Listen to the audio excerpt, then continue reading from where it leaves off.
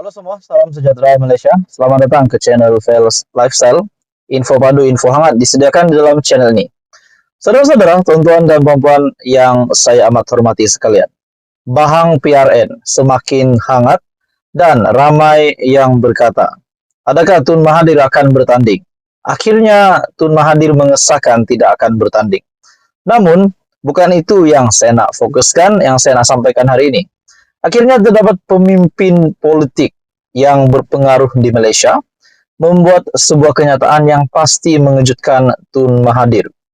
Ada yang kata, pemimpin ini berkata bahwa Tun Mahathir patut hentikan politik yang lapuk. Dalam artikel ini dari biharian.com, Syed Saddiq minta Tun Dr. Mahathir henti main politik lapuk, pecah belah. Adakah Tun Mahathir hari ini berperanan di dalam pentas politik Malaysia yang semakin hangat hari demi hari? Adakah Tun Mahathir memang menjadi salah satu pemimpin, salah satu punca yang membuat rakyat hari ini berpecah belah, terutamanya kefahaman-kefahaman politik? Akhirnya Tun Mahathir dalam sebuah kenyataan sebelum ini, menurut dakwaan dari Presiden Parti Ikatan Demokratik Malaysia Muda, Syed Saddiq Syed Abdul Rahman, membuat hantaran terbuka kepada Tun Dr. Mahathir Mohamad. Berhubung dakwaan bekas Perdana Menteri itu, orang bukan Melayu, mahu menukar nama dan pemilikan Malaysia.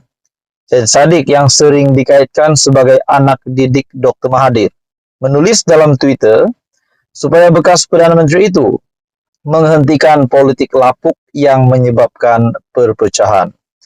Reaksi Presiden Muda itu susulan laporan media yang memetik Dr. Mahathir mendakwa segelintir golongan orang bukan Melayu mahu menukar nama dan pemilikan Malaysia.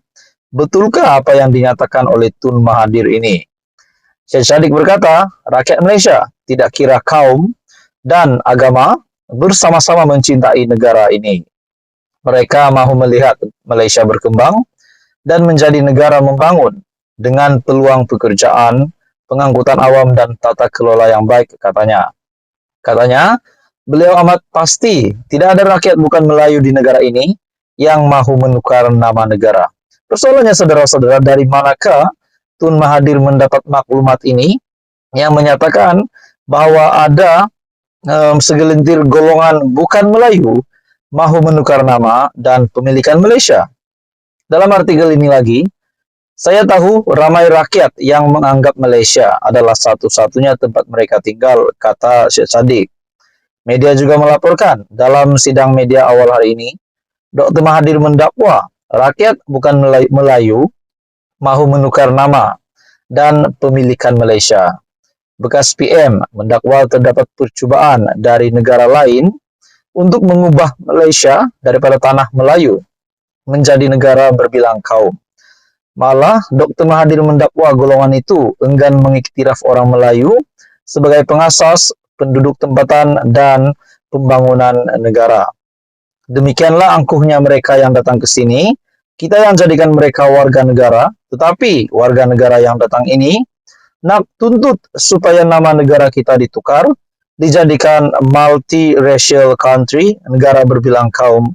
Dr. Mahathir dipetik sebagai berkata. Namun saudara-saudara, seperti yang kita tahu, di bawah kerajaan perpaduan pimpinan Datuk Seri Anwar Ibrahim, sudah pasti Datuk Seri Anwar Ibrahim akan menghentikan apa-apa sentimen buruk yang boleh memecahkan kaum, memecahkan agama, bangsa dan negara di Malaysia pada hari ini.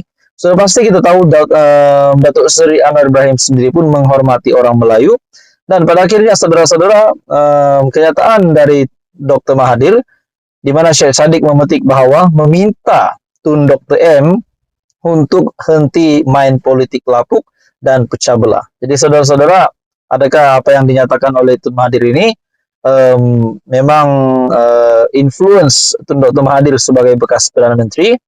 Apa yang dinyatakan beliau boleh memecah belahkan perkauman ataupun masyarakat di kalangan rakyat Malaysia pada hari ini. Pada akhirnya Syed Saddiq minta Tun Dr. Mahathir untuk henti main politik lapuk. Jadi apa komen Anda saudara-saudara? Teruskan bersama di dalam channel ini untuk info yang seterusnya. Jangan lupa tekan butang like, share, dan subscribe. Halo semua, salam sejahtera Malaysia. Hari ini kita bercakap tentang Parti Muda. Ada yang berkata, muda patut bertanding solo untuk berhadapan dengan pilihan raya negeri yang diadakan di 6 buah negeri. Ada juga berpendapat, muda sepatutnya bertanding di bawah kerajaan perpaduan. Walaupun kita tahu, muda masih belum masuk di dalam Pakatan Harapan, dan akhirnya saudara-saudara, keputusan muda untuk bertanding solo pada PRN kali ini mencetus banyak spekulasi, mencetuskan banyak isu.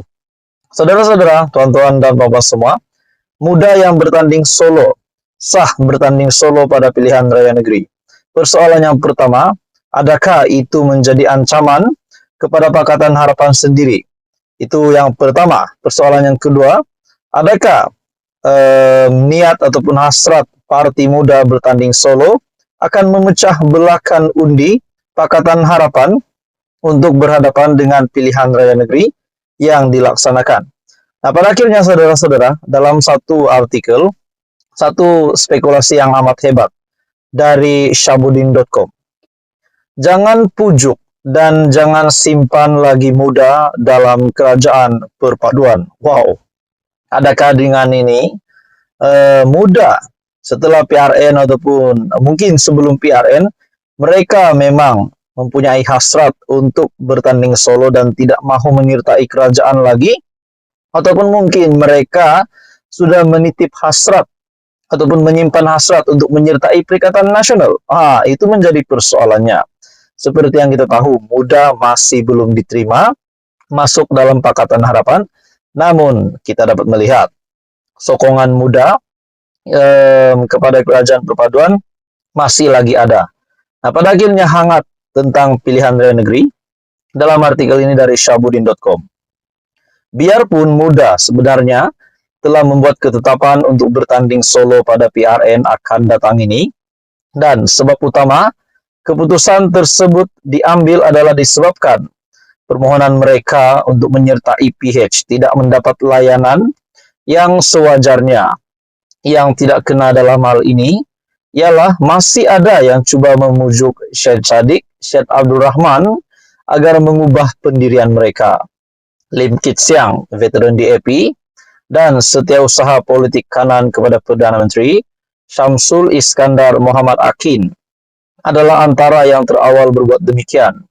Selain meminta muda mempertimbangkan semula keputusan itu, mereka juga menyifatkan muda agak tergesa-gesa dalam membuat ketetapan berkenaan.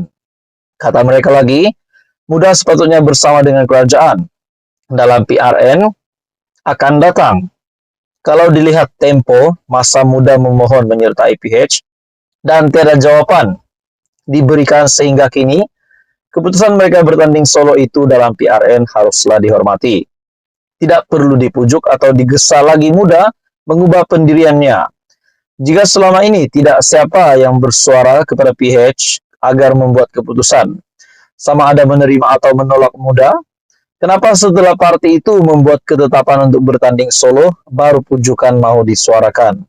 Biarkan saja muda dengan ketetapan dan pendiriannya, karena PH selama ini pun terbukti keberatan untuk menerima parti itu sebagai ahli komponen PH. Lagi pula, tiada apa yang PH perlu bimbangkan dengan muda dalam PRN 6 negeri. Lawan sebenar PH ialah PN, dan tumpuan hendaklah diberikan ke arah bagaimana melawan naratif kempen yang dibawa oleh blok pembangkang itu. Oleh kerana muda hanya bertanding sejumlah kecil, kerusidun di beberapa negeri tertentu, parti itu bukanlah ancaman kepada PH. Jadi menurut Anda saudara-saudara, patutkah muda